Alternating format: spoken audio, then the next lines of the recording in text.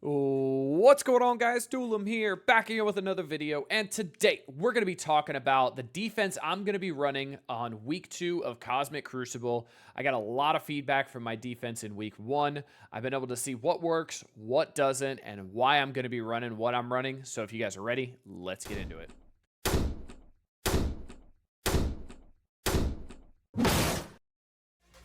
Kicking off room number 1, we've got the same thing we ran last week, and that's going to be the Dormammu with Extreme.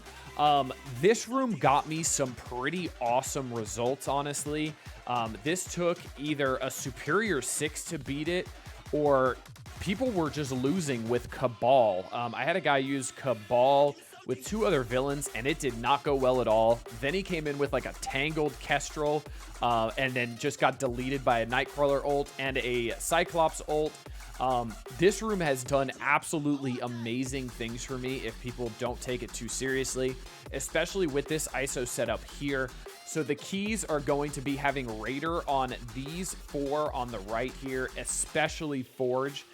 This makes it so he will clear that ability block if he has Raider and he takes his turn. So that just makes Forge so much more annoying, especially if you accidentally kill a Sunspot or kill a Cyclops or somebody else. He doesn't get the turn meter with the Cyclops, but if you accidentally kill Sunspot or Nightcrawler, Forge gets that extra turn meter, and he's going to revive him right off the rip because he's not going to have that ability block from either Titania or somebody else putting an ability block that doesn't have trauma as well, like the Superior 6. So this room has been doing me absolute wonders, and I think this is your absolute best use of Dormammu in any room you can put him in.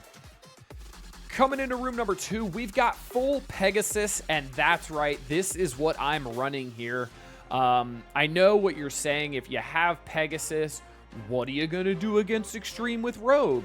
I'm just going to Super Scroll it, and then yeah, I got to use my Super Scroll to beat it, but then guess what? His room 1 and 3 is not going to have an Extreme or an Unlimited mishmash in those 2 rooms. So his room 1 and room 3 are going to be a lot weaker unless he's just taking from his offense.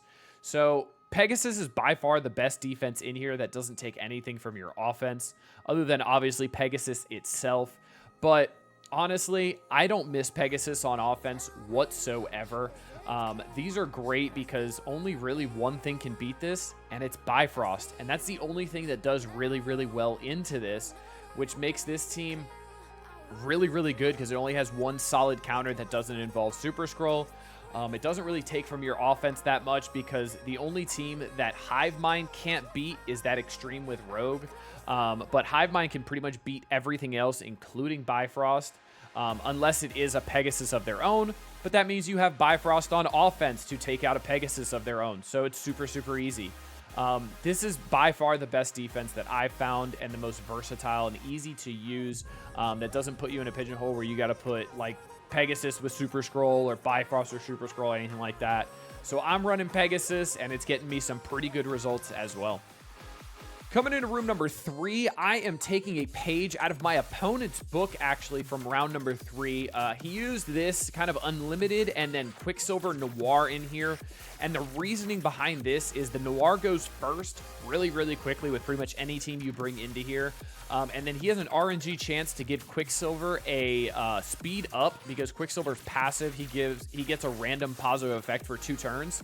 And if he does get that speed up, Quicksilver goes pretty much before anybody. He went before my New Warriors, and then he almost deleted a Cloak one shot turn 1. And that would have been really, really bad. So I thought this would be a good use of my Quicksilver and Noir since I did not use them on offense whatsoever unless they were just like a, hey, why not? I know a lot of people are talking about putting Noir with Extreme in here.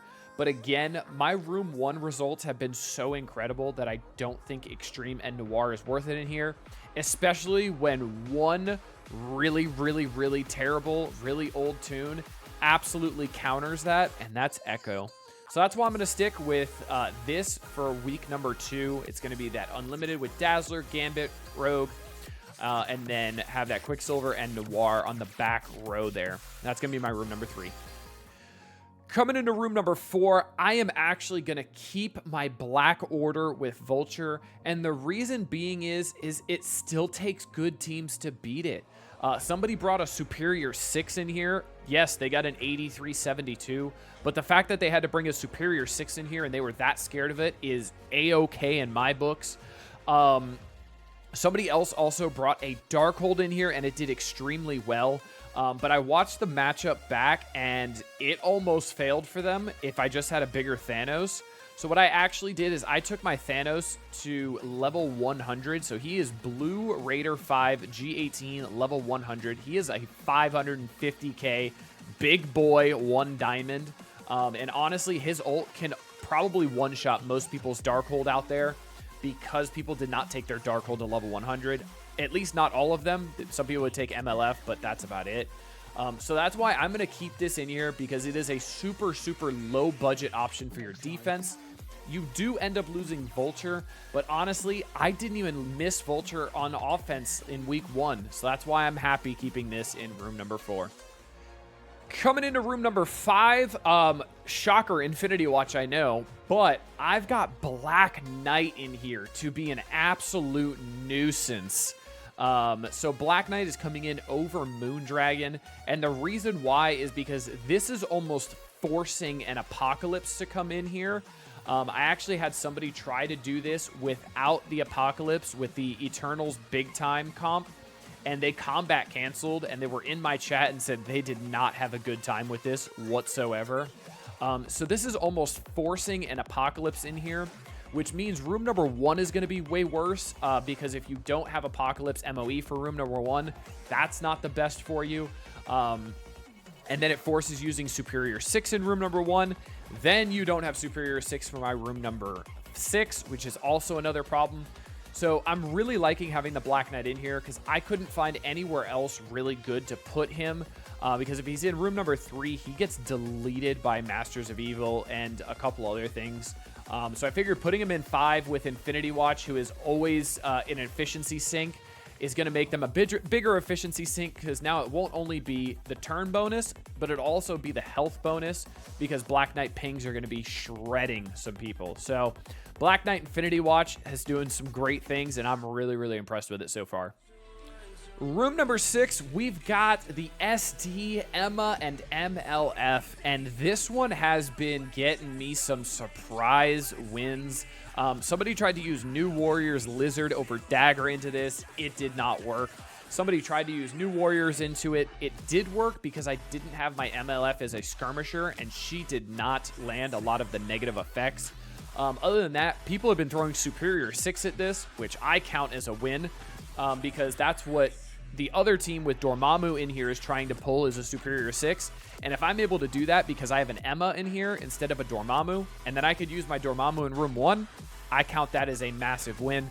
I am also planning on taking Robbie to G19, hopefully by the beginning of trial number 1 in a couple days. I need 3 more miasma, so that will make this team an absolute nightmare if I can get a 3-diamond G19 level 100 blue ISO 5 Raider. Robbie will be absolutely nuts. Actually, he should be striker for this room as well. But those bleeds are going to do massive damage. That ping, that spray from the charge mechanic is going to be awesome. But that's going to be room number 6 for you guys. All right, guys, that's going to be my defense for week number 2. So slight adjustments, but nothing too crazy that's going to change up your offense entirely. Honestly, I just brought some of the offensive weapons that I didn't really need back onto defense. Just like I said I would, moving that slider over from super offense heavy back to medium, right in the middle between super offense and defense heavy. But I hope you guys enjoyed this one. I do have my counter everything video coming out tomorrow, so please be on the lookout for that one. Massive shout outs to Juicy, Squatch Cthulhu, and Sprinks for working on the spreadsheet as much as they do. I just compile the information. But until next time, this has been Duelim. Later, y'all.